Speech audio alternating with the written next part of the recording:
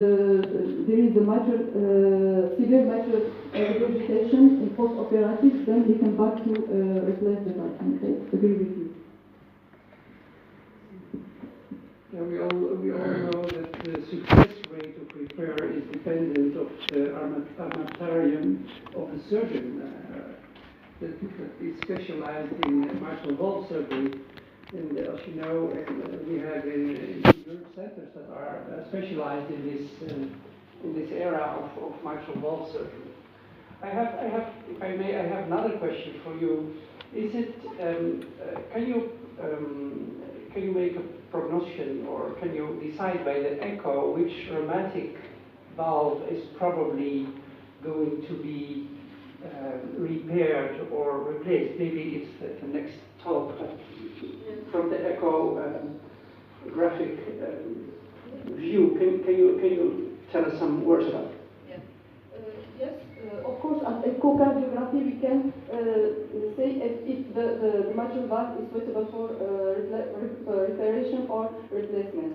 For example, the calcification. If they are located, we can do reparation. If there is a low calcification and it's diffuse, we can do the reparation. The dilatation of the annulus. If it's very huge dilatation of the annulus, we know that there is a myocardial remodelage. I don't know in English what you can see. Remodeling, yes. Remodeling, I'm sorry. I speak French more than English. Remodeling. And even if we do repair, the mitral will be severe after, or it's increased after the reparation, because it's not just the mitral apparatus, it's also the left ventricular function. Even if we do the reparation, the mitral will be, the regurgitation will be severe. The cordi are absent or very short. There are criteria that if they are very short, maybe the reparation will be very I'm going to abuse the fact that you are a cardiologist. How does this influence your decision to send the patient to the cardiac surgeon? I mean, by your observation in the echo, do you think this is a hopeful case, like this young lady, and I'm going to send her earlier for surgery than watchful waiting? Yes. If I understand your question, you mean if the anatomy of the mitral influence our decision to send the patient to the surgery? Yes, exactly. Yes. I have a lot of experience with Professor Bonzebra concerning the kids that refer for severe mitral regurgitation. In general, we are convinced that the mitral valves are not suitable for reparation, and the left ventricle is always good, adequate size. We try to wait for the surgery to earn some years or some if there is a dilatation of the left ventricle or dysfunction, then we are obliged I am obliged to send the patient to surgery even if there is replacement. Thank you very much. And for the next presentation is from South Africa with a... I'm sorry. The next question here.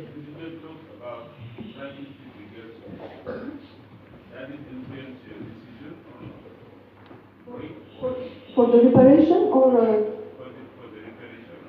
replacement? You mean if the tricuspid regurg, it influences our decision about reparation or replacement? No, it's too calm, and we can do a replacement avec annuloplasty of the tricuspid or reparation of the mitral valve and the annuloplasty of the... There is no regurg at the tricuspid?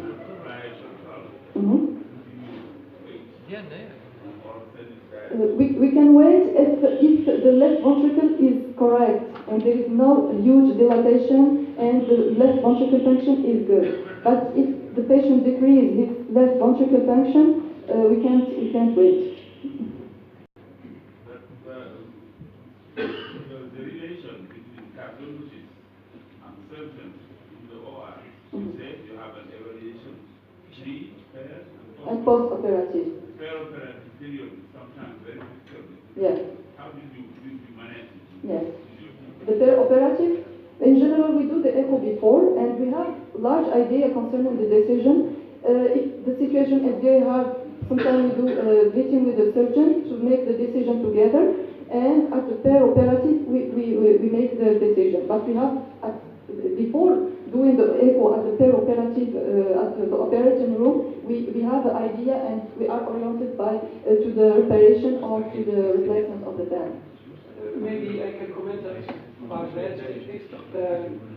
What you mean is that anesthesia in itself is influencing hemodynamic effects of the patient, hemodynamic status of the patient. In that way, as we refer to a lot of functional mitral valve insufficiency, we sometimes change the feeling status of the patient by, for instance, changing the table with legs up. And in that way, we can change the feeling status. You can see that the mitral insufficiency is increasing. In this way, it helps you to make a decision. Of course, sometimes on the preoperative echo, the mitral valve is very severe, and on the table there is no mitral valve insufficiency at all. So sometimes this happens. But if you change the feeling status of the patient, you will see that you get the same status as before the operation. We have one more question, and then we go to the next session. Professeur Didier, chirurgien cardiaque. Je m'excuse de poser la question en français, because my English is not very... It's easy for our speaker. Moi, je dis une chose. Moi, je dis une chose.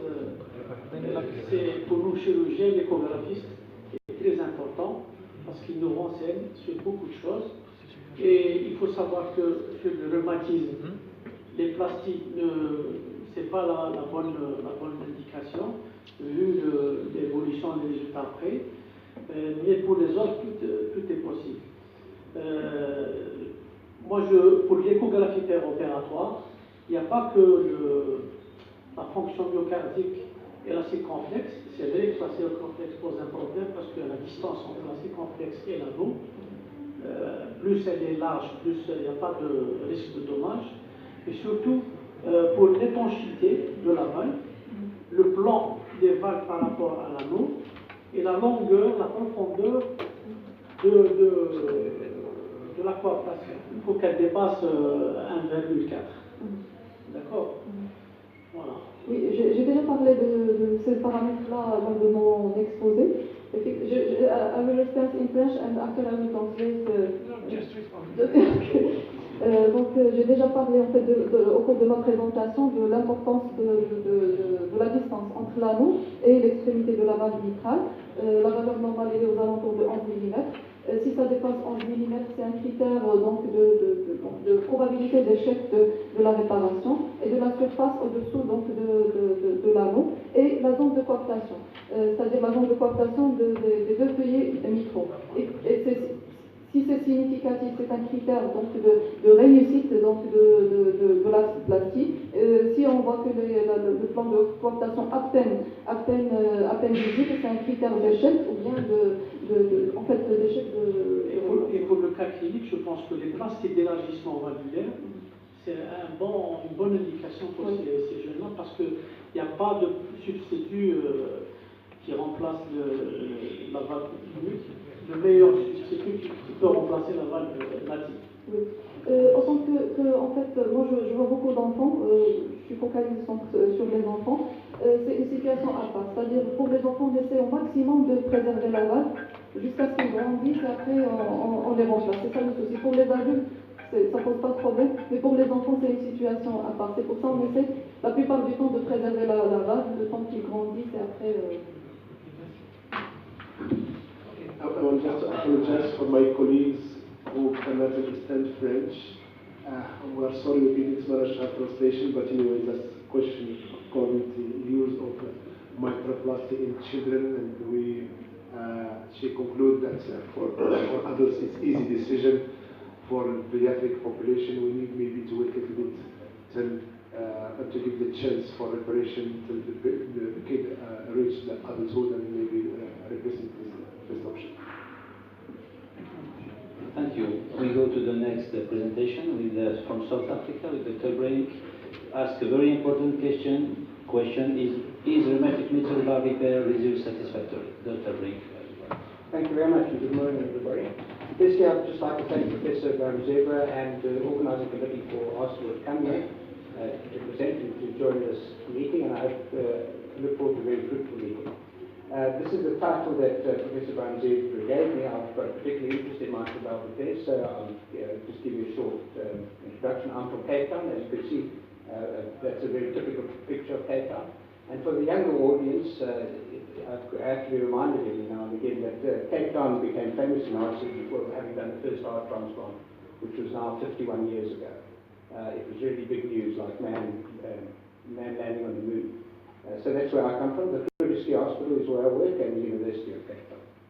And Red Cross Children's Hospital as well, so I do pediatric work as well.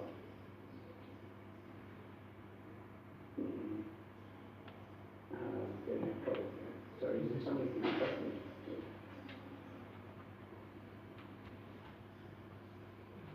He doesn't want to advance. Maybe.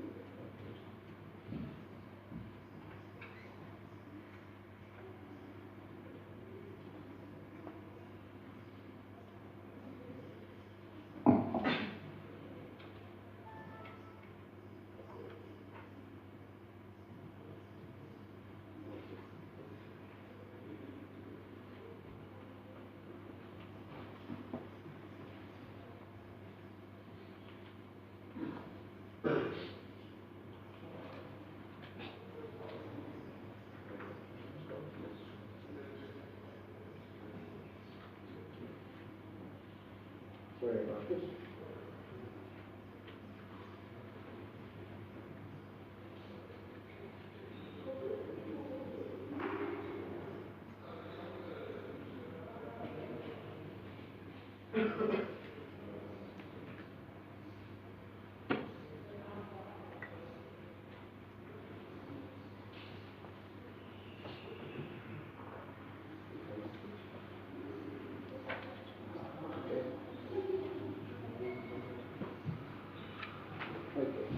Sorry about that interruption.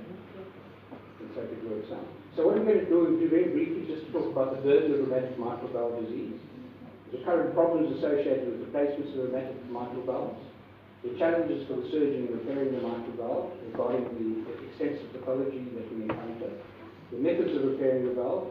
I've given an example of a complex repair, and the results of repair of rheumatic mitral valves in various centers in the world, and then just a short glimpse into the future. So first, the burden of rheumatic heart disease. It's not all that well known in the world, but the number of patients or the number of people infected or have rheumatic heart disease runs anything between 35 to 70 million patients. In comparison with HIV, which has more recently made the headlines, there are only 33 million people infected. So rheumatic heart disease is a huge burden, and it's confined predominantly to the developing world, and as you can see, Africa has probably half the burden of rheumatic heart disease. So it's a particular challenge for us here to see how we're going to deal with this disease. As you can see, the people who are getting heart valve surgery are predominantly in the developed world, in America, Australasia, Europe. But the people who need the operations, who need valve surgery, are predominantly in the third world. And again, estimates of anything between 20 to 50 times the number of patients in the third world need valve surgery compared to those in the first world. This is really the problem, and the problem of anticoagulation. Because most mitral valves can be easily replaced, that's not the problem. But you're sitting with another problem, and this is sort of a nightmare case always for a surgeon, sometimes called out in the middle of the night to come and replace a stuck mitral valve. And this is, unfortunately, an all too uncommon complication of mitral valve replacements. If one just looks at the survival in the third world, if you look at in the first world, this is fairly old publications, but I think the story is still there. In Japan, in a very highly organized and first world country where they have excellent anticoagulation control, you have about a 10% loss of patients over a 5 to 8 year period. In South Africa, we had a look many years ago at our bileaflet prosthesis, that was some Jew prosthesis at the time, and then also at a tilting disc, it was a Yorkshire valve, and you can see a significant double infection. So mechanical valves are certainly not ideal for the population in which we work. Just as an aside, if patients who have mechanical aortic prostheses, these results are slightly better, with an 80% freedom of adverse events at about 10 to 12 years. But the mitral prosthesis is still a major problem. So what are the other options? The other option, of course, is to replace it with a bioprosthetic valve. And if you look at the survival or the freedom from structural valve failure, and these are publications from much older patients, you only really have a sort of freedom of structural valve failure of 50% at 13 years. That's fine if you're 75 or in your 70s and you get a valve like this, and this is not an acceptable outcome. And as you can see, the younger, so the slide hasn't come out all that well, but the basic message in this slide is that if you're under the age of 40, your 15-year freedom from structural heart failure from a bioprosthesis is less than 40%. And remember, some of these patients are in their 20s and they degenerate earlier. So really, the bioprostheses are also not a great solution for rheumatic mitral valve. So basically, the products that we have on the market, they might be pretty good for the first world, but for 80% of mankind who really need heart valve surgery, these prostheses are just not suitable. Next, I'm going to talk a little bit about the pathology of the mitral valve, and what I'm talking about came from a large study, a remedy rheumatic valve study. I'm not sure if anyone in North Africa contributed to this study, but almost 4,000 patients with rheumatic valve surgery were surveyed, and this publication came out a few years ago in the European Hospital. And this is basically what the pathology is. In acute rheumatic fever, you have an increase in annular dilatation, mainly of the posterior annulus. You get anterior leaflet prolapse with elongation of the chordae, and almost a normal posterior leaflet. There's sometimes quite significant disease in the anterior leaflet. But in acute rheumatic valve, the problem is predominantly prolapse of the anterior leaflet. When you get to the more chronic rheumatic heart disease, you get further pathology. The dilatation of the annulus continues. I'm not going to go into all the details, but you also get shortening of the chordae in patients with mixed mitral valve disease and in those with pure mitral stenosis. And then you also predominantly have predominant mitral regurgitation, you have elongated chordae, and sometimes ruptured chordae as well, as was shown in the echoes of the previous speaker. So this is what you end up, the end stage of rheumatic valve, is that you get your leaflets become scarred and rigid, and sometimes calcified. And this happens in 56% of mixed mitral valve disease and 38% of pure mitral stenosis. But the leaflets are still pliable, the anterior leaflet, and I think this is the message. The anterior leaflet is still pliable in about 95% of patients with pure mitral regurgitation from rheumatic disease. And in the left corner there, you see the the right corner, you see the end result of a very severely damaged end-stage mitral valve, which is very difficult to repair. So looking at the pathology, what are our methods of repair? And these are just some of them, and they have been alluded to in the previous talk, but I'll just enumerate them. You do annuloplasty for the dilated annulus, leaflet mobilization. I think this is one of the very important parts and sometimes quite difficult to perform. One can resect the secondary chordae, and I see in the previous echoes there was signs of secondary chordae shortening, adding to the problem of mitral regurgitation. And then for those more experienced, you can actually peel the leaflet. You can peel this thickened leaflet tissue off the mitral valve and thin the leaflet to make it more pliable. The submitral apparatus leaflet, which we still use every now and then, but I think most modern surgeons tend to use chordal replacement valve. And then one can resect leaflets that are, there's small parts of the leaflet that are regurgitant, and then leaflet resection and leaflet augmentation with autologous pericardium. And in the case I will show you how we did that. And I think for some of the echoes that the previous presenter showed, I think leaflet augmentation could have been used for some of those leaflets. So this is the illustrated case which I did about 3 years ago. It was a 9-year-old boy, so a child from Zimbabwe. The family had refugee status in South Africa. The patient was living under very poor social circumstances in a township in Cape Town, which probably applies to most of the millions of patients with rheumatic fever in the developing world.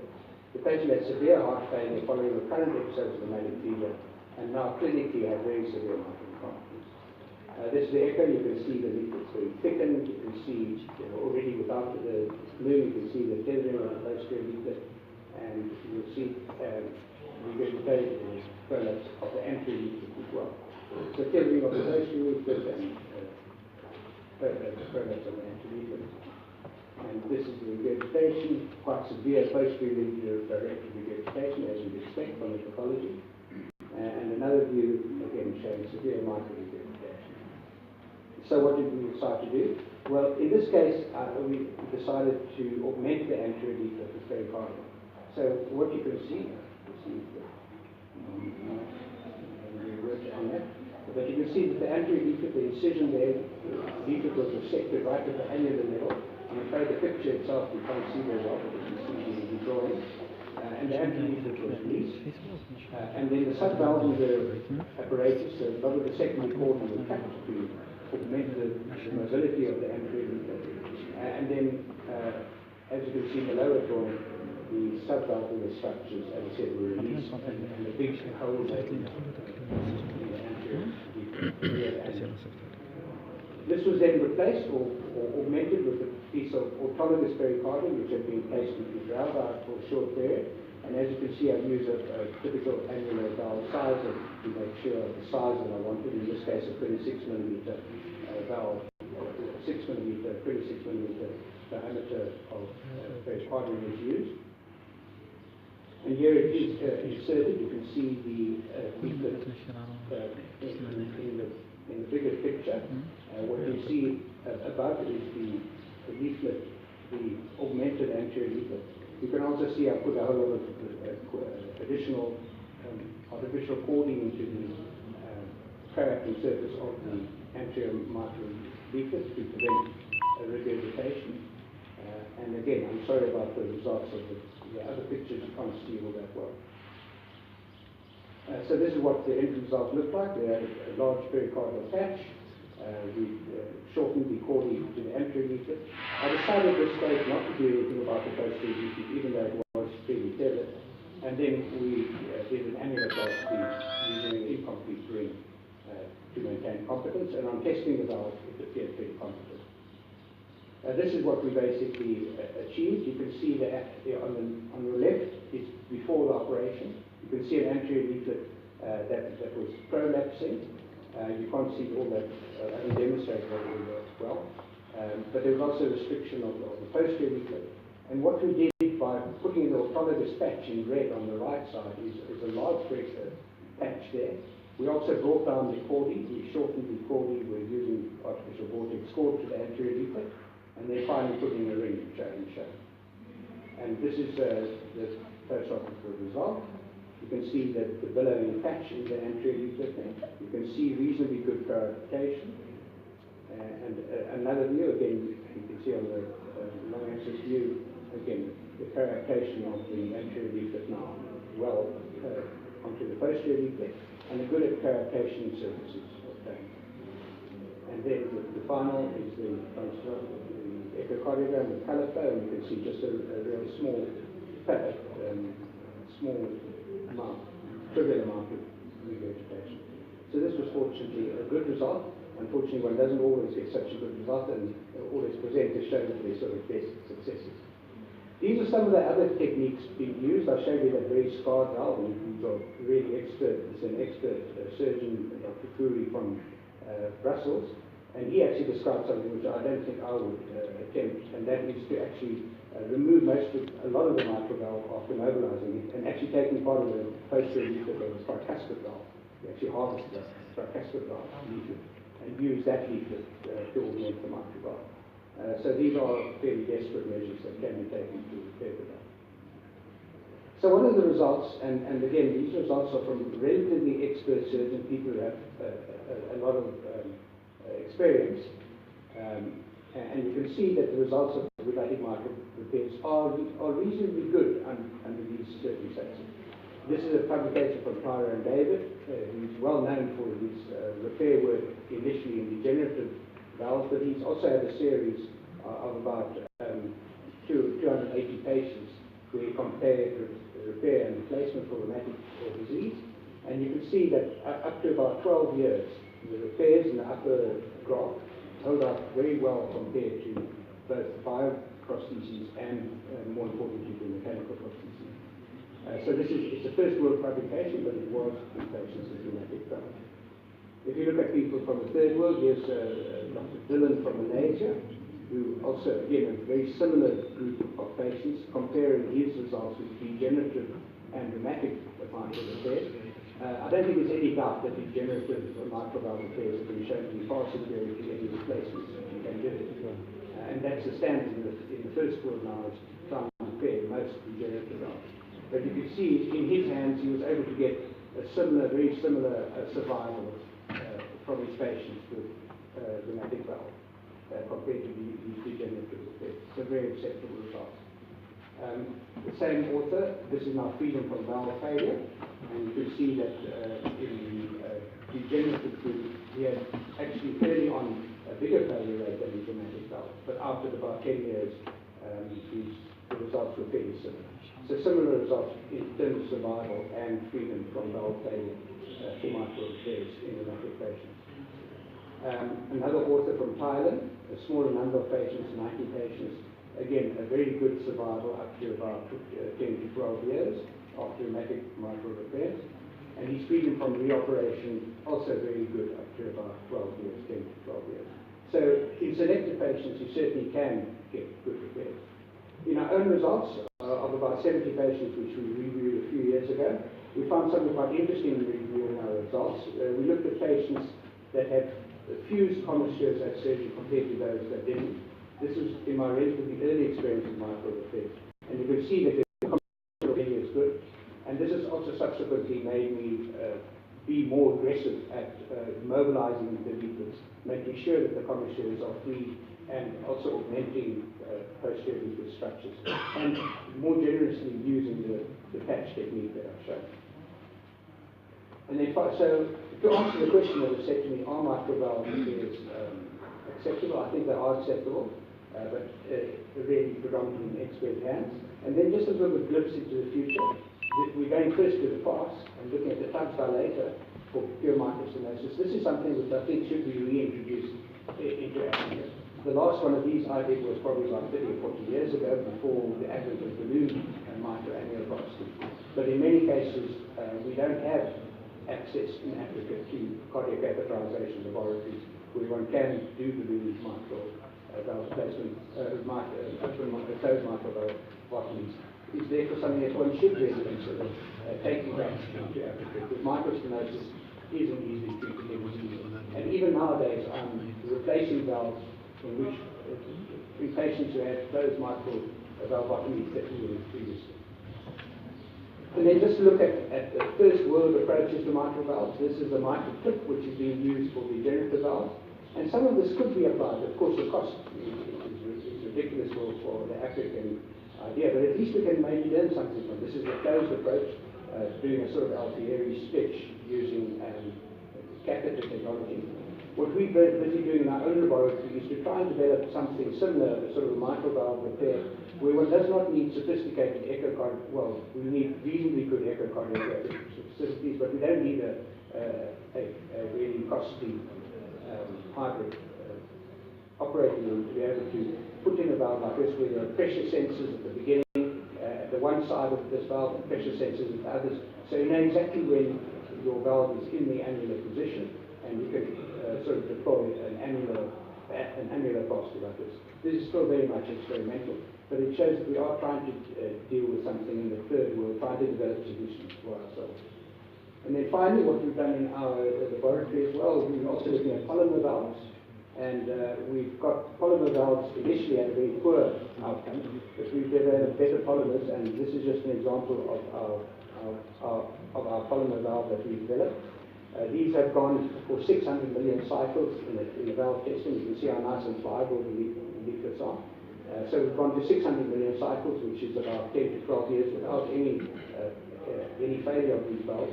And in the rat and sheep model, percutaneous, also very good application. So this is a potential promise for the future. It might be a better, I say might be a better option than the present available prostheses.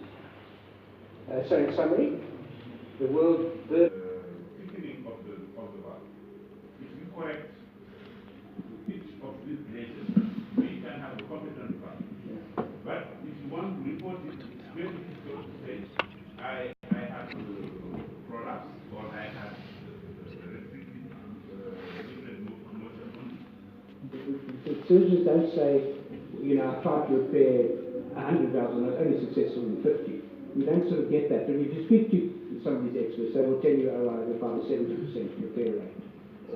If I see it on the echo, I mean, there's some valves we all know, calcified might you can't do anything about it. But I think if you're on echocardiogram going into an operation, you've seen the pathology, then, and you think, I think my own repair rate, for example, is about 80%, but that doesn't mean that that's the side, that's not all comers. And I think some of the surgeons do go out and say, you know, I would be 80% of mitral valve. That's not, I don't think that's true. That's not all the patients coming to our hospital. These are selected patients who look at their echogram, often with the cardiologist before, and decide before what you're going to do. And then you can say, well, I think I can repair this valve, let's do it. A lot of patients who say, we're not even going to try to repair this valve, we'd rather give it to a registrar or a resident in training, it's an easy operation, we'd rather system it done.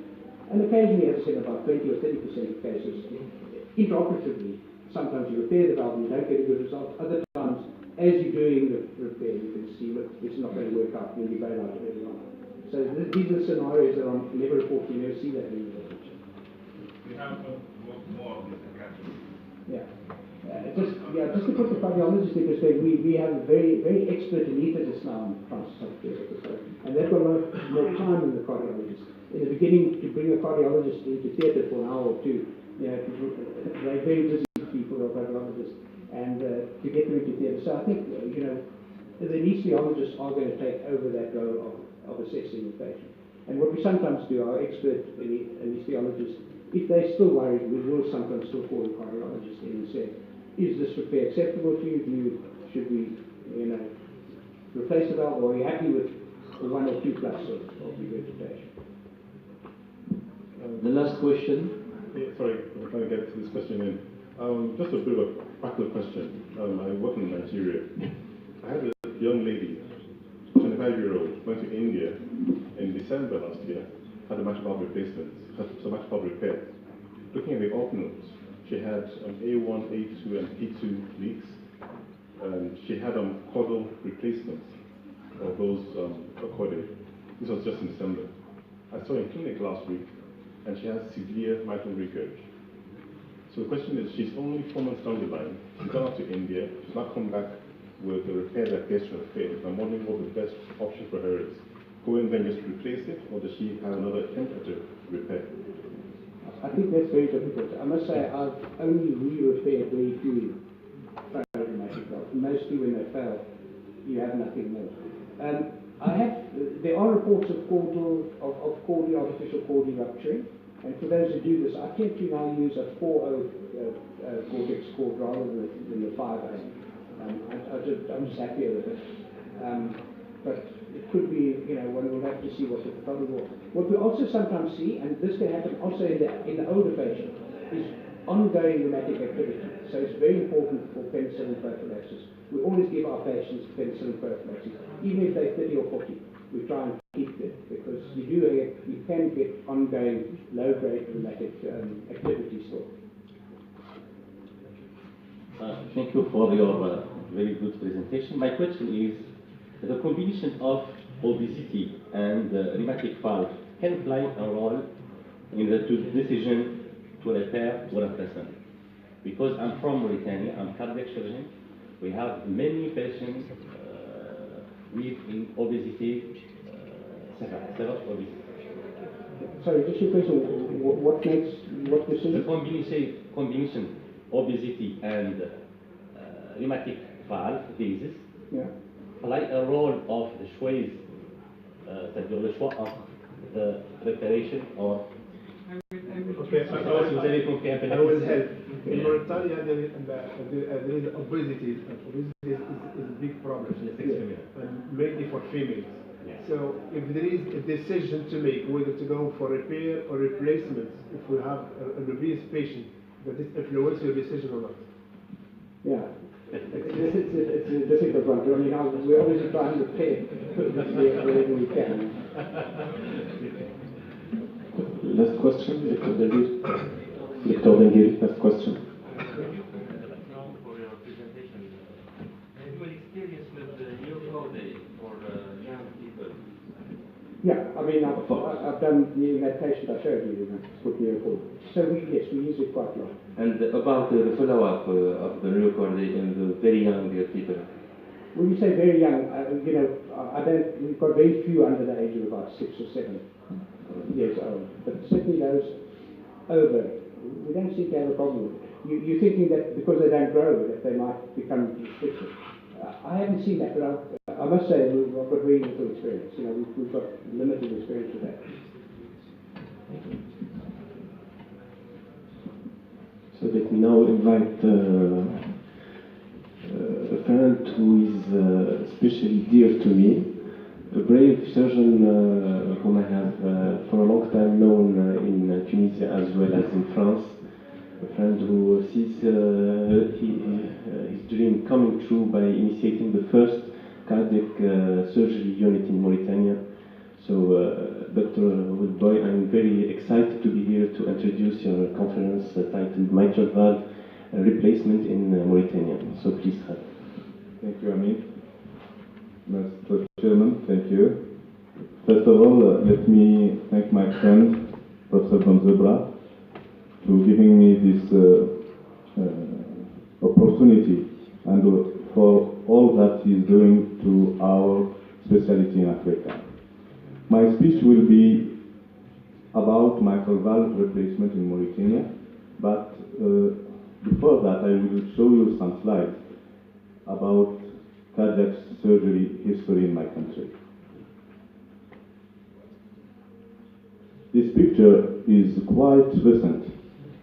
It shows the first cardiac surgery in my country. It was done by an American team on 2002. It was an SD closure, and it was performed by an American team led by Professor Perzella. But just as they had done with Moon, the American never returned to my country. But fortunately, many other teams from Tunisia, France, Morocco, Algeria, as well as from Kingdom of Saudi Arabia, came and operated between 2003 and 2008 more than 100 patients with a good result. By 2009, the Mauritanian government created the National Center of Cardiology with the main goal improve the health care of cardiac patients. And by 2012, we established our first cardiovascular and thoracic unit. But at the beginning, we were able only to do simple procedures like AV fistula creation or thrombectomy for limb ischemia. Between 2012 and 2015, we established a new strategy based on improvement of technical conditions, a new training program based on training on job, and with the main objective to achieve autonomy in adult cardiac surgery by 2015. This goal was achieved before because we performed our first cardiac procedure with a whole Mauritanian team on December 2012. It was a mitral valve replacement on a lady aged of 30, suffering of mitral stenosis. Now, by 2008, we are 5 surgeons. We have 5 residents, 4 of them are abroad. We have 2 anesthesiologists, 1 cardiologist taking care of patients before and after surgery, but doing also transesophageal echo when needed. We have 2 perfusionists, 8 instrumentists, and we become what we can call a team. Certainly a small team, but a happy team, able to face the majority of the cardiovascular and thoracic procedures, including emergencies like these spinal procedures performed on a young engineer suffering from of an aortic dissection, acute aortic dissection, or like this myxoma of the left atrium. Now, let us speak about mitral valve replacement in Mauritania. We reviewed retrospectively our patients between 2015 and 2018, and we found 152 adult cardiac procedures. We will focus on only the 82 patients operated for mitral valve replacement. The majority was female, and the mean age was 38.9 years. Almost all of our patients had rheumatic heart disease, and difficulty in breathing and breathing disturbance led to the diagnostic in most of the patients.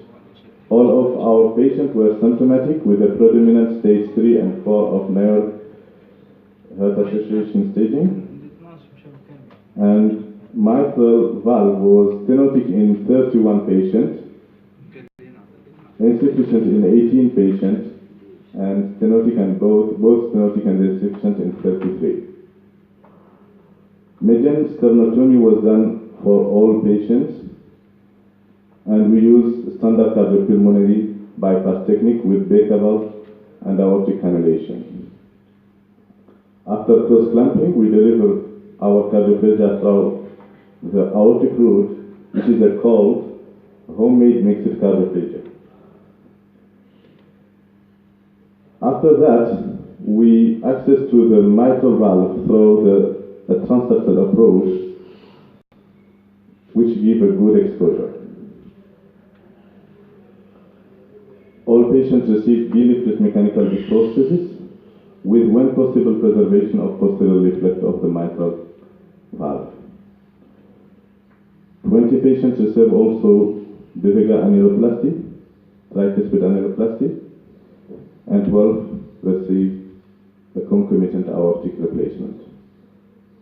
Only 2 patients receive concomitant aortic and Diffusion procedures. 1 patient received a double CABG, and our mean aortic cross-clamping was 79 minutes, and cardiopulmonary bypass timing were 102 minutes, 20 minutes. In ICU, the mean ventilation timing was 3 hours, and the stay meaning in ICU was 3.1 days. During this stay, 4 patients had the exploration, 2 for bleeding, 1 for pericardial effusion, and 1 for mediastinitis. 1 patient received a permanent pacemaker for AV block. We lost 6 patients, 1 patient for a cardiogenic shock, 1 tamponade, 3 septic shock, 2 of them related to stomatologic care,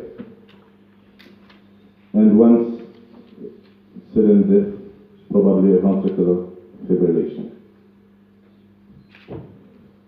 We are aware that this result can be improved, and we just moved this year 2019 to a new building with a modern hospital with good operating room. We have 4 like this, with good technical condition, and with facility to teach young surgeon, with 2 cath lab and modern CT scan. But as the previous speaker said, we are not sure that this is enough to face the burden of cardiovascular disease in my country, in Africa in general.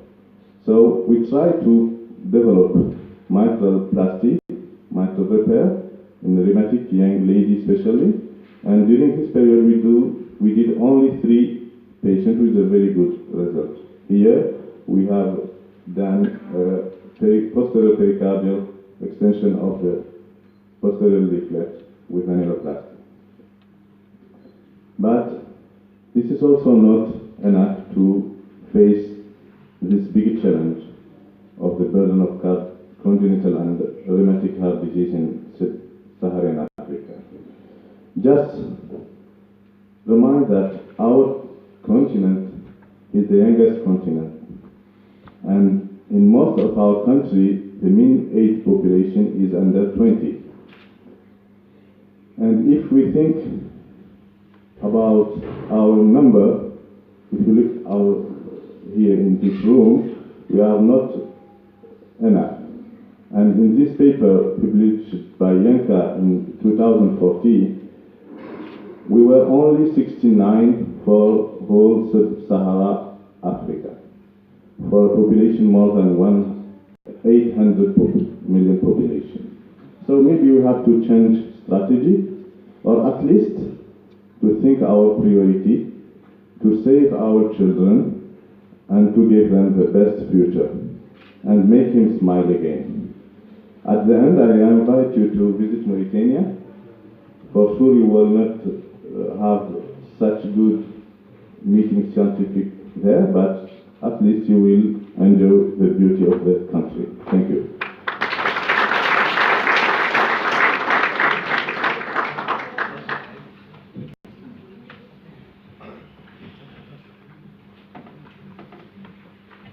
Thank you, Khalid. We are proud of you and proud of your work you have done and you are doing now for your country.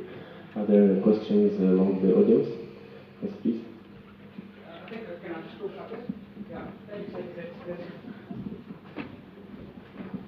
Yeah, that is really a fantastic experience, and I think, you know, I've heard other talks of starting, and you've really made it a sustainable one.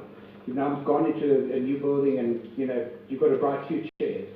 What I want to know, what are your challenges? Are they financial? Do you have government support? Where does your funding come from? Because that's the most important. If one can get government buy-in and support from them, that is really the answer, because that's what's failed in other countries. For our center, we have a government budget for this, but in my country it's easy to build a center, but it's difficult to give many actors to have valves and expensive material for surgery every day.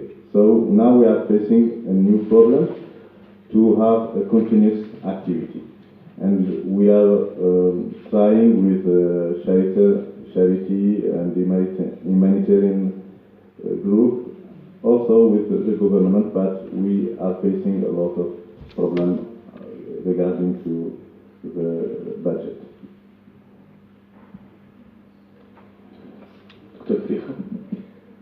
Félicitations, cher Khalid, je suis très heureux de te voir évoluer de façon extraordinaire. Félicitations à ton équipe. Félicitations aussi pour ce centre de cardiologie et de chirurgie cardiovasculaire qui est de très haut niveau. Juste une petite question technique, on en a parlé avant. La voie d'abord que vous utilisez est toujours transeptale, ou selon les cas, et pour la plastie tricuspide, est-ce que vous continuez à faire que la technique de Vega et pas d'annuloplastie?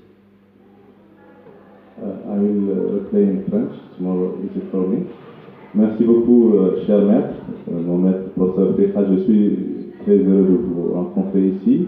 Et pour la voix transeptale, effectivement, ce n'est pas celle que vous m'avez apprise. Je l'ai choisie obligée parce que je trouve qu'elle a une exposition meilleure chez nos patients. Nous n'avons pas d'écarteur mitral spécifique et donc nous utilisons presque exclusivement la voie transeptale. C'est une habitude et j'aime bien garder les mêmes habitudes. La semaine dernière, nous avons utilisé une voie classique dans le sillon de Sandergaard. C'était quand même un tout petit peu plus difficile que d'habitude. Donc nous continuons à utiliser la transeptale juste par facilité, puisque nous sommes souvent que deux, nous n'avons pas de résidence souvent avec nous, une troisième main, et nous n'avons pas d'écarteur mitral à cet effet. Pour ce qui est de la plastique X8, nous avons utilisé quelques anneaux au départ, puis faute de matériel, nous continuons à utiliser l'annuloplastie par la technique de Vega. Nous venons de recevoir quelques anneaux X8 et on va certainement les utiliser, mais je suis sûr que nous allons bientôt revenir à notre chair de Vega, qui certes n'est pas très satisfaisant dans les résultats même immédiats quand nos cardiologues font l'échographie, mais qui quand même, dans la majorité des cas, donne un résultat plutôt acceptable.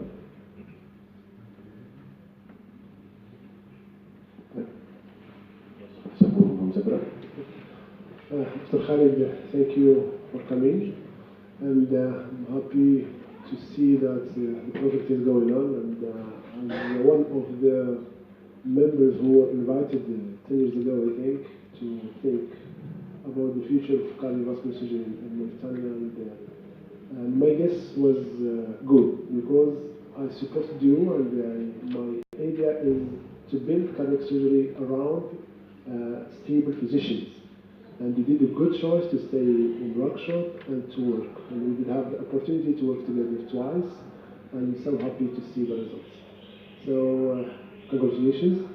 For the question concerning why the choice between the Vega and annuloplasty, we ask this question to our Professor Wajid Mazouzi, who will ask this question for the next talk.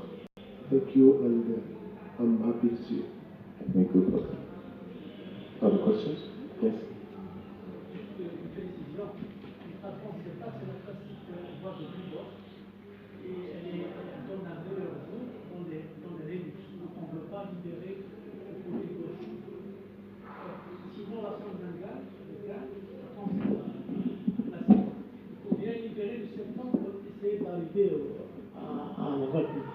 Voilà, c'est juste une petite précision. Je me permets aussi de parler en français. Je suis Dr Koulibaly du Mali. J'ai juste deux questions. La première question, c'est d'ordre économique. Vous savez que la prise en charge de ces pathologies, c'est le gros problème en Afrique subsaharienne. Je voudrais vous demander comment s'effectue la prise en charge. Est-ce que vous avez une sécurité sociale? Comment s'effectue? Et la deuxième question, est-ce que vous avez une tendance plus à remplacer les valves qu'à les réparer? Et deuxième, ça me pose à poser l'autre question parce que la population de nos malades étant plus jeune, nous, on commence à être confrontés à la problématique des grossesses sous AVK. Est-ce que vous avez les mêmes problèmes? Merci. Sorry, the question is whether, according how to finance, what is the support in financial cardiac surgery in Mauritania, and the second question is whether to choice between valve replacement or valve repair in view of the difficulty of repairing valves and financing second surgery. So those are two questions. Ok, merci Koulibaly. Je vais répondre en français, comme ça l'idée va être plus claire. Pour ce qui est de la prise en charge, nous avons moins de tiers de la population qui a une prise en charge assurance maladie. Il y a quelques années, c'était 16%. Actuellement, nous sommes aux alentours de 30-35% de la population qui a une assurance maladie. Pour le reste, ce sont des gens payants, Nous avions jusqu'à récemment un tarif entre guillemets social, où les patients payaient seulement 1 500 $ et le reste, entre guillemets, est pris en charge par l'État, ce qui ne fait pas toujours. Donc nous nous sommes retrouvés à revoir nos prix et actuellement l'opération est faite à 4 000 $. 4 000 $ et tout le monde paye les 4 000 $. Bien sûr, il y a les pauvres qui ne peuvent pas payer et pour cela, nous avons développé une chaîne d'organisations locales, d'ONG locales, le plus souvent des femmes, qui recueillent des fonds et qui viennent en aide aux patients les plus démunis. Pour ce qui est du choix, idéalement, on aurait bien aimé choisir la plastie, mais pour des raisons pratiques, et comme c'est un début, nous faisons les remplacements valvulaires. Pour les 3 jeunes filles pour lesquelles nous avons fait une plastie, bien qu'au départ nous sommes partis pour un remplacement, mais une fois en face de la valve, je n'avais pas le courage de la remplacer. C'était une décision prise au bloc opératoire avec l'encouragement de la cardiologue. Et c'était à chaque fois bien pour les 3 cas. Nous espérons développer ce genre de technique, mais le plus facile, ce serait de remplacer pour éviter des temps de crampage longs et avant aussi d'acquérir une certaine expérience solide qui permet de proposer ce genre de plastie à tous les malades.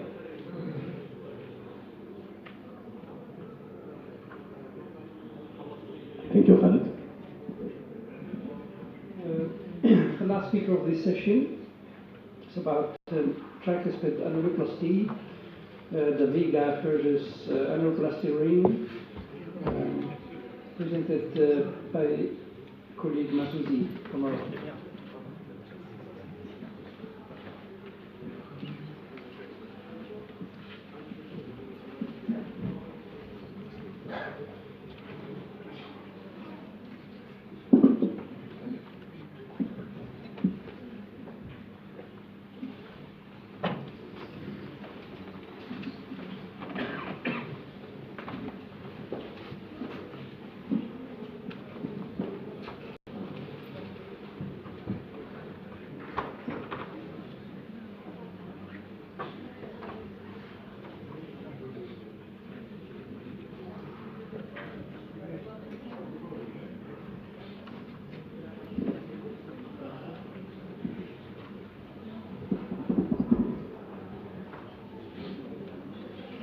Dear friends, dear colleagues, it's my pleasure to start this meeting for talking about the question, in fact, because the interrogation mark is not a mistake. It's a well-wished mark.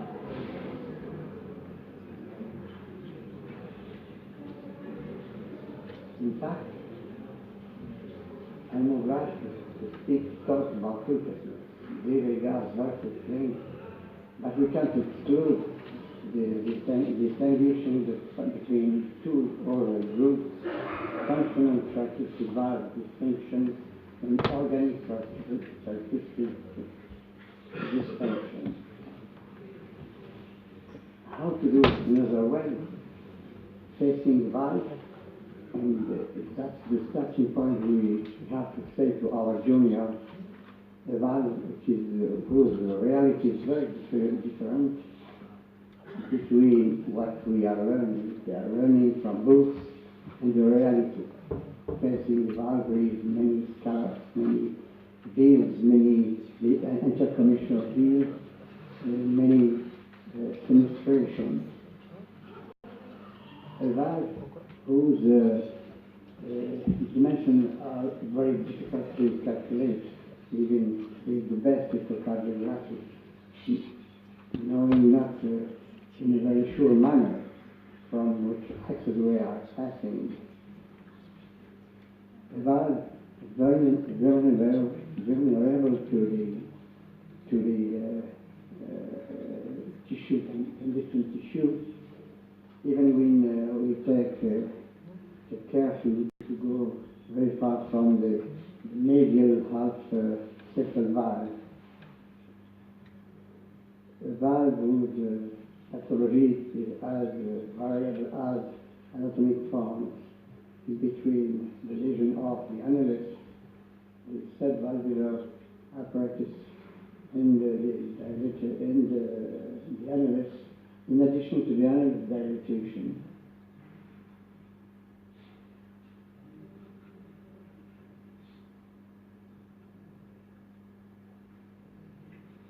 That's why we have been knowing a very, very rich panel of devices, of annulus devices, from the closed one to the open one, from flexible one to the semi-flexible or rigid one,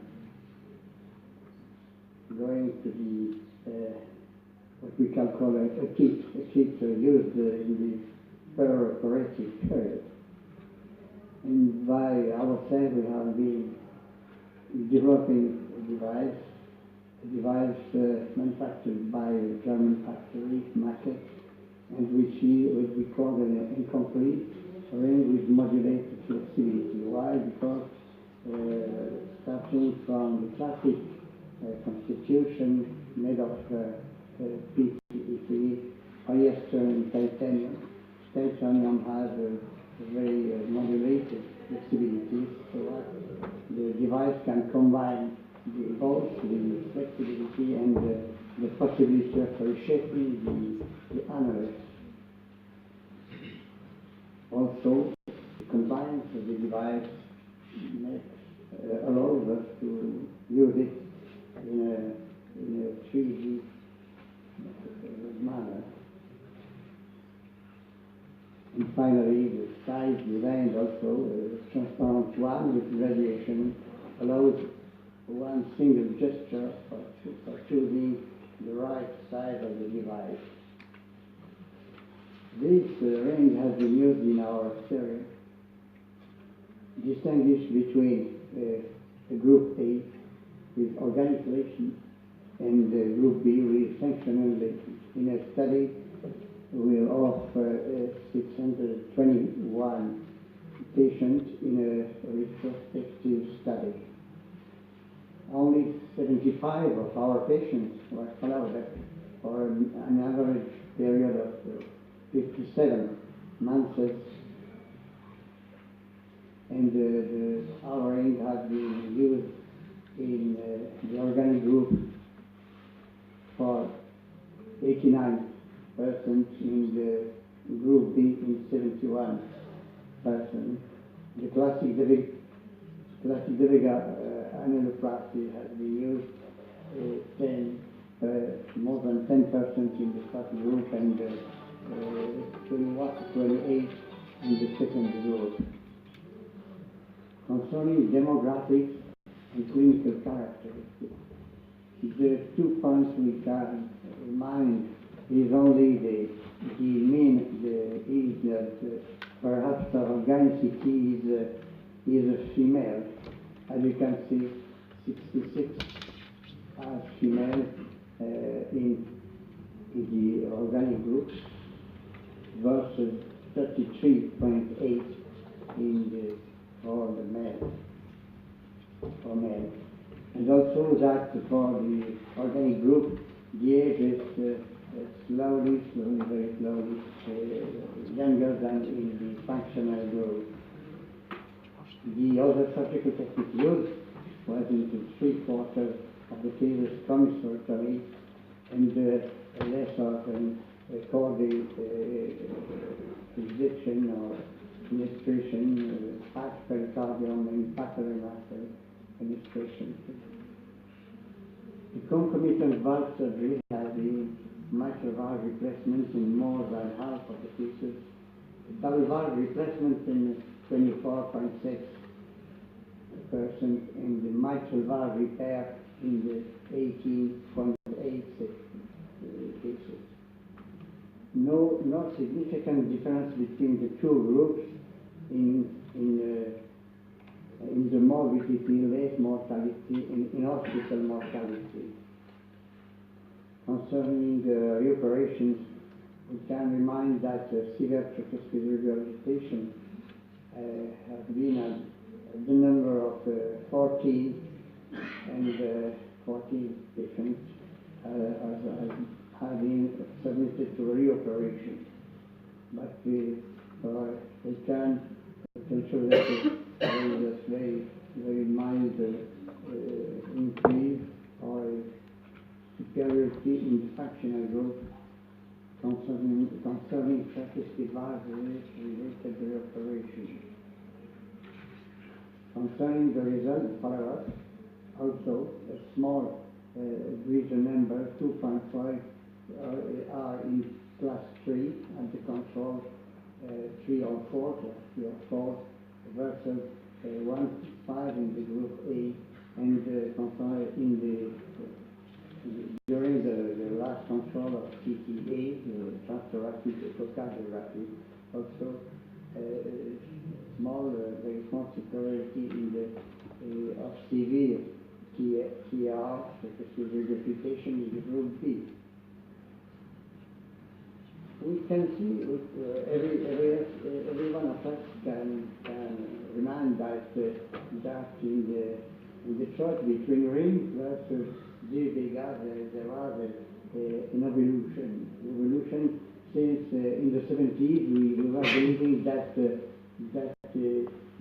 when repairing the mitral valve we can ignore the tricuspid one, but everybody knows the explanation of McCarthy and the collaborators which recommended the G beta abandon in the 90s. Followed by media and followed by follow-along, that not in the long-term survival. And Gwenter with the 717 cases for patient cases between 1975 and 2009 concluded that improved survival and lower rate was observed with a ring. But more recently, Julia Canada, demonstrated a similar result for long-term mortality and in terms also of recurrence. Professor Refa also has a very good paper, very recent, I don't remember if it was in 2017 or 2018. I am sure he will be giving us in the description in the recent opinion. The study of Canada, Sanadi is in 2018. These observations, this evolution are making us to see that perhaps there will be a long period of controversy which is waiting for us till today. And I have tried to sum up the recommendation of the AHA, the American Heart Association, and the American College of Cardiology, the guideline of 2014. And perhaps it's on account of this possibility of controversy that these guidelines let's place for some liberty of and responsibility for the decision to the surgeon. This guideline, I remind you, at the time of left side valve surgery, severe tricuspid regurgitation are recommended at the grade of 1C.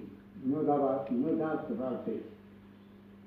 When functional tricuspid regurgitation is observed, when mild, moderate, greater, or with either T annular tricuspid, annular dilatation, or prior evidence of right ventricle failure, to EB, and 2BC with moderate regurgitation plus pulmonary hypertension. But even out of left side valve surgery, when we are talking about primary regurgitation, it's recommended at the level of 2EC when symptomatic and responsive to medical treatment is observed, and 2B and C when minimally or no symptomatic progressive degree plus progressive degree of moderated or greater right ventricular dilatation and or systolic dysfunction is facing yes.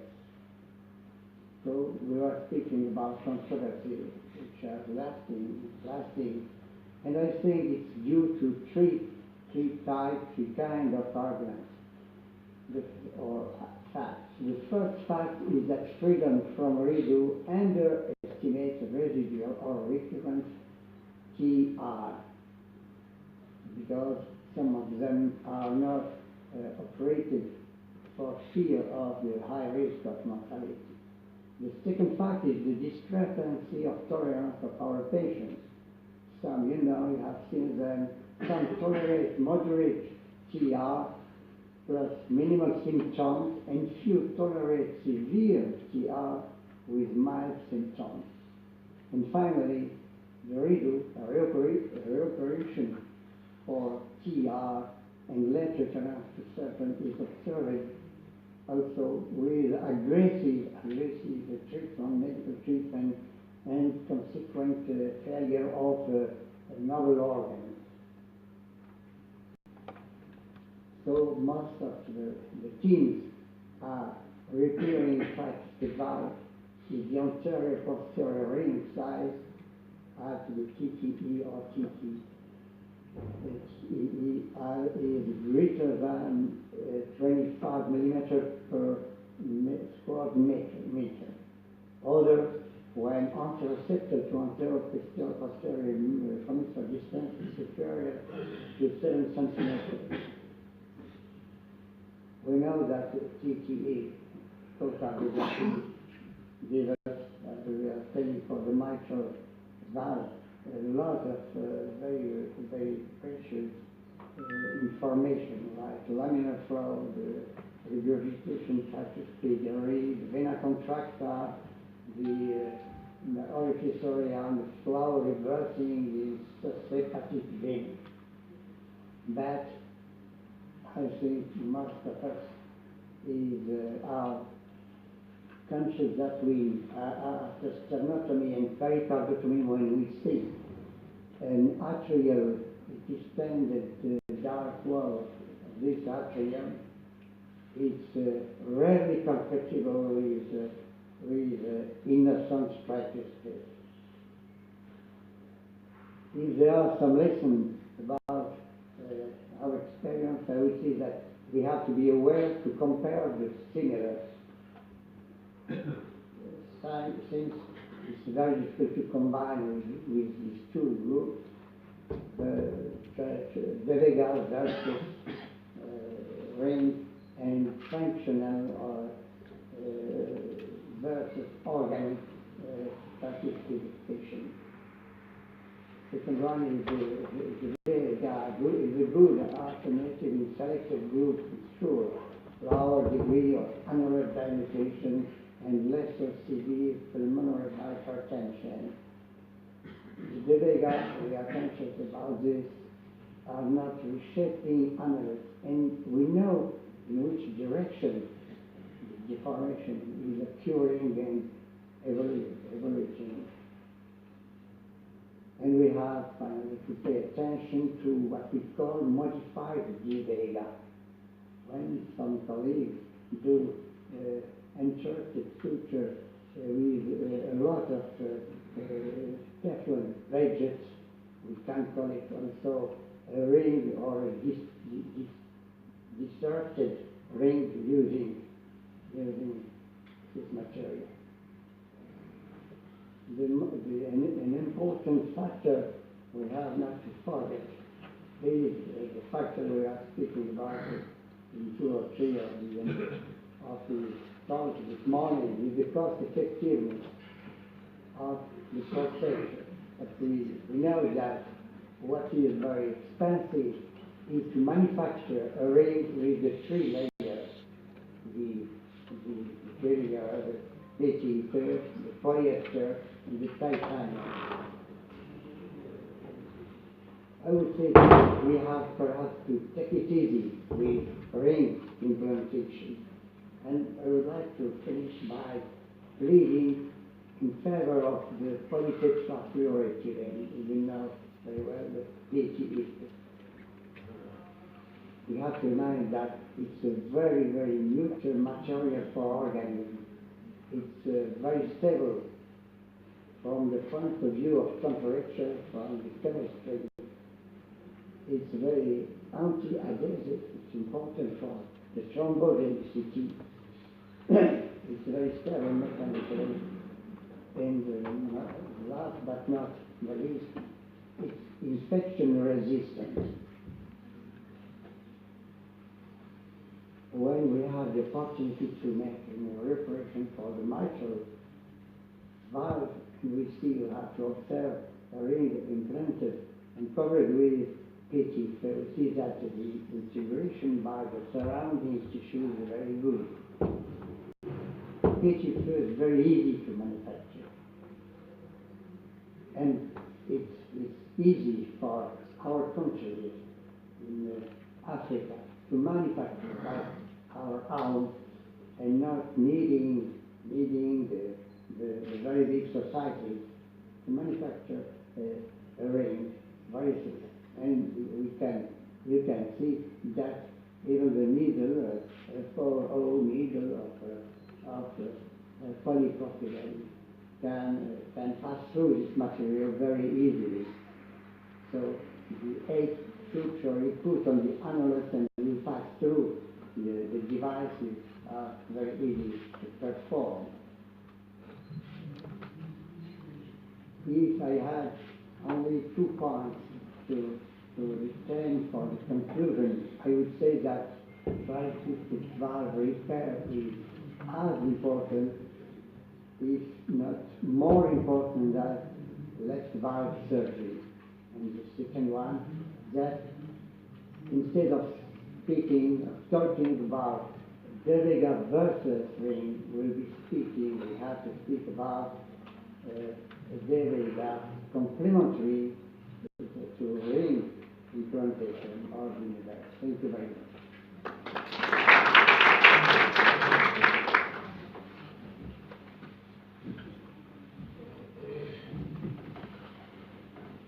Thank you for this nice presentation. Are there any questions from the audience? Yes, please.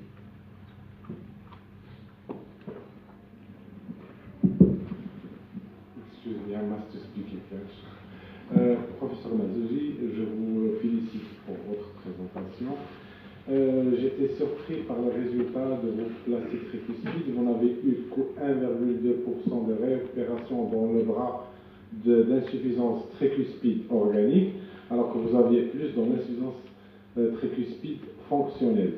Comment pouvez-vous expliquer ce fait? Est-ce que vous êtes plus acharné sur la valve organique, ou est-ce que la valve dans vos insuffisances tricuspides organiques, il n'y avait pas de dilatation d'anneau, ça on le voit souvent, ou est-ce que c'est une affaire de hasard? Yes, I was very inspired by this question. How is it that we have been observing more and less reoperation with the functional group than for the organic group? Probably because in the functional group we have been using less quantity, less number of rings. And perhaps this is leading for the use of more rings.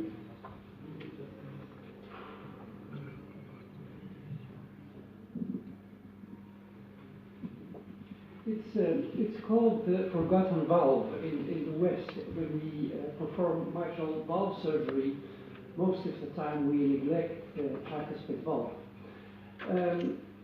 Nowadays, I didn't saw it in the guidelines that you have shown, but it's recommended now that even when the tricuspid valve is not incompetent and there is an annulus dilatation of more than from the septum to the posterior wall, when the annulus dilator is more than 4 centimeters, you should do anyway something about the tricuspid valve. What is your? Can you comment on this?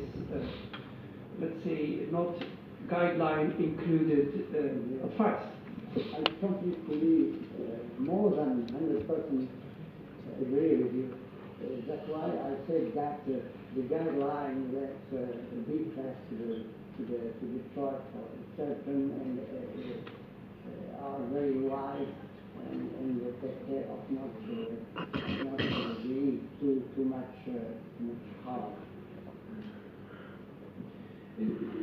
The other thing that is troubling me most of the time is that in the era of Professor De Vega, we all know him, the question that was asked from the audience was always, he was always saying that he could do a tricuspid plasty for $5 compared to, I think, $700 for a ring in that time.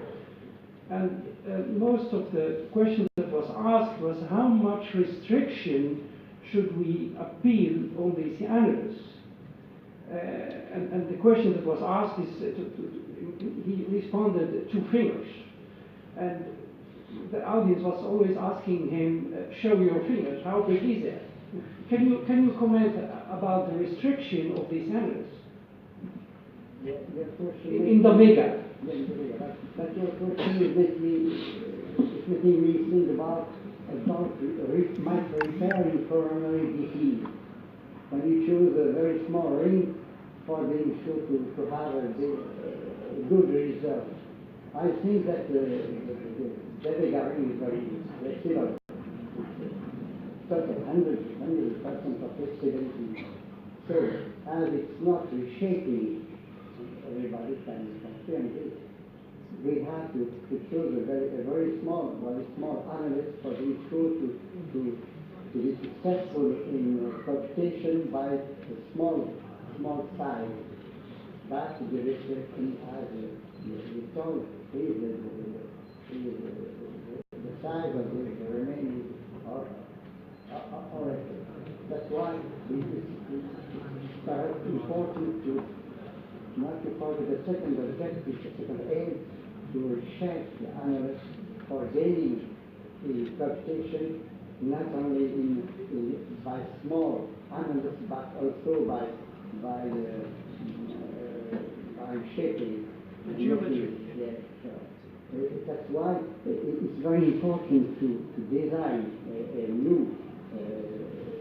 new device, not only in 3D, but to divide, to conceive also a tester. And there is a tester we are working on it, which makes like SolidWorks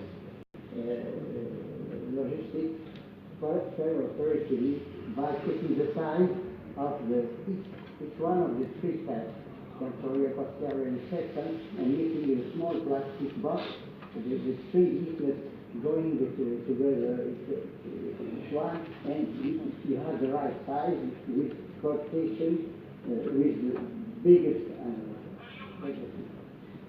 Thank you for this interesting subject. I see more questions. Let's, yes.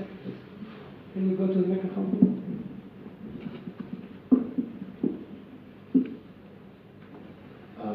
Aminu from Nigeria. Prof, thank you for your presentation. Concerning those patients that have organic tricuspid regurgitation, how common is rheumatic tricuspid regurgitation in your experience with the patients you manage? Thank you. That's why I am expecting, everyone of us is expecting more and more for not 3D echocardiography, perhaps even 2D echocardiography, giving more and more precision about the thickness of each leaflet, the real status of the subvalvular apparatus, so that we can decide before the operation what we have to face during the operation. If we are facing a very small orifice, we know that we have to be ready with the biprosthesis valve beside us, and we have to be ready for making extension to for the long time, perhaps more than for the mitral, for the left side, for the tricuspid for the left side, because we have a lot of work to do in penetration, in extension patch, with also doing a lot of jobs at the chin level of the tricuspid repair. So, and finally, we know that we have to stand back one time and happy for changing the tricuspid valve.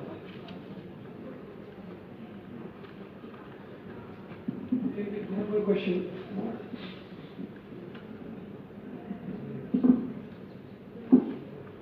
En fait, quand vous faites une plastie avec anneau, quelle est votre préférence, rigide anneau ou bien flexible anneau? Deuxièmement, quelles sont les valves tricuspides que vous remplacez avec quelle valve, biologique ou mécanique? Et troisième question, quelle est la technique que vous préférez dans les dysfonctions VD avec un VD dilaté, en sachant que malgré les malnoplations, il reste un diastasis? Est-ce qu'il y a un complément de geste ou juste un avis?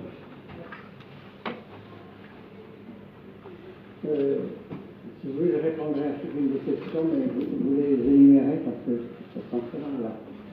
La troisième, dysfonction du ventricule droit, bien sûr, du ventricule droit. Et puis les deux.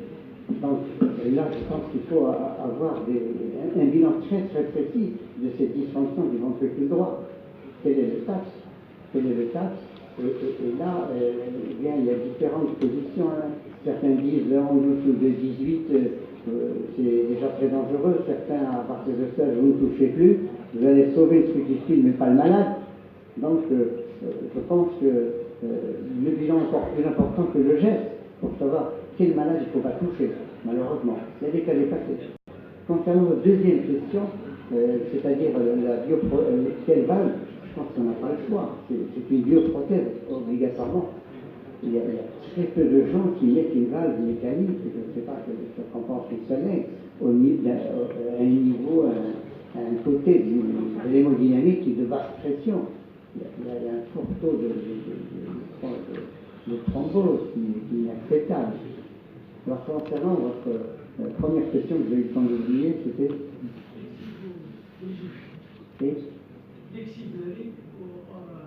Oui, je pense que je ne voudrais pas me faire dur en disant que ce que j'aime, c'est mon anneau, et ce n'est flexible à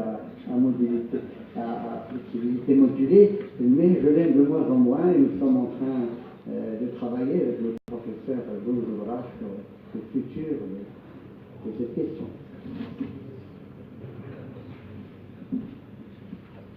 One more question.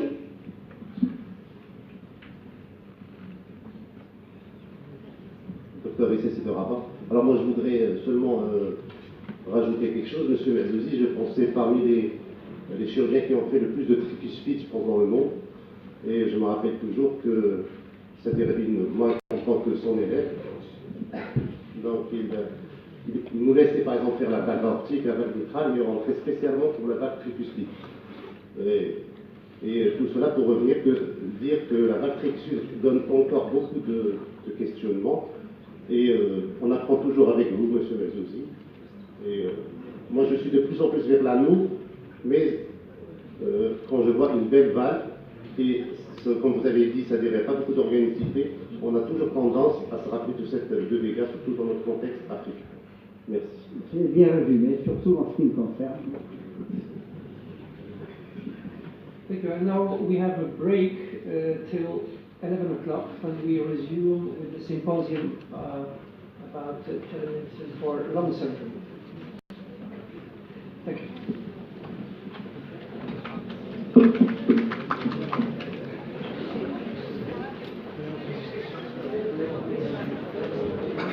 Je l'ai longtemps fait aller là. Après,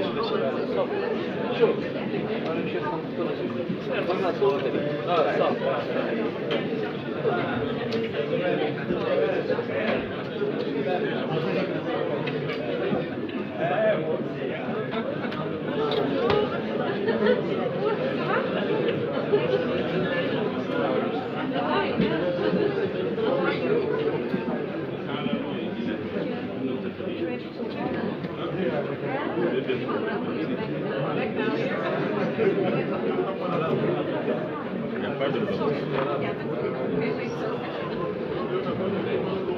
durabilité du dégât.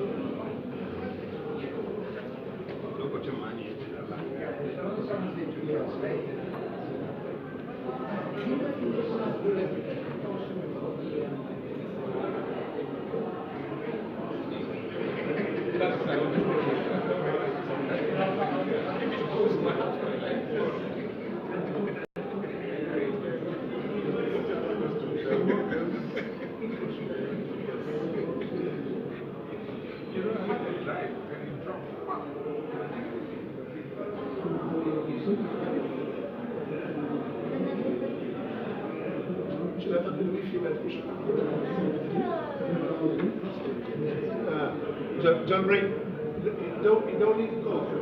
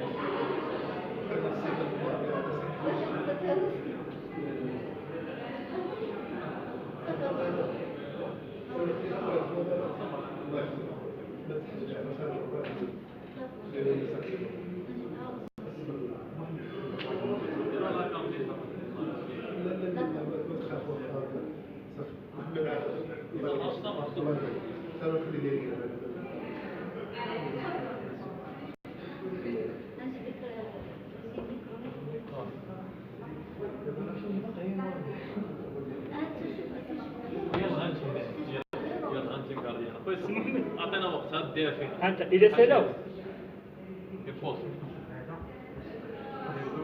هذاك راه عنده صدى كيبان لي بلي ما داير والو هذاك غلط فيه راه الضوء تما ضارب جوج بولات ضاربين على سميتو لا ما كيبانش ليه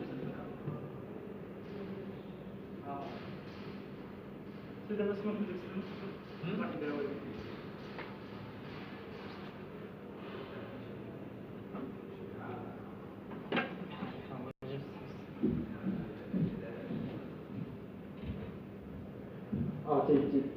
أوصاف معك يعني يعني واي والله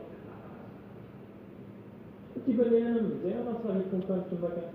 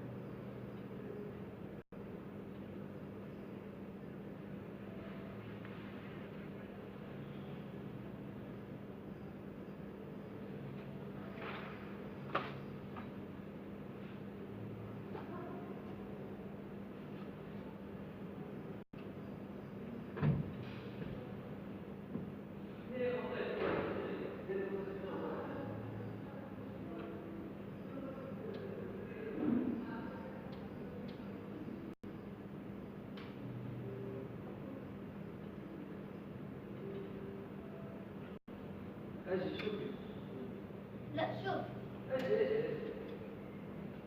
هشام راه قال لي خدي هذوك في جدك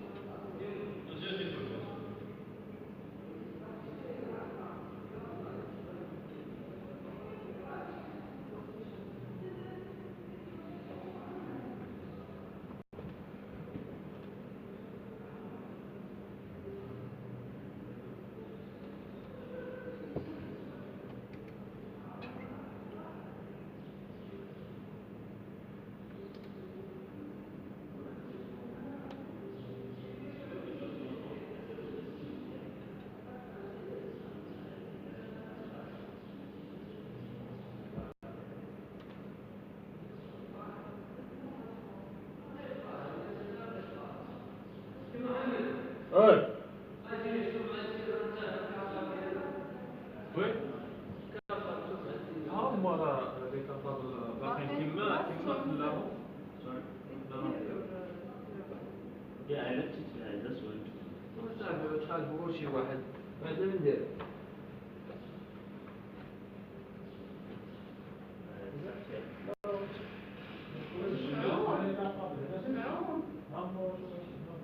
لا ما كاين شي واحد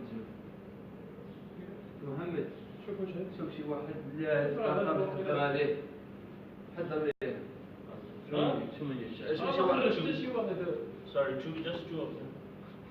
2 bugs, black one. Yes. واحد تشهد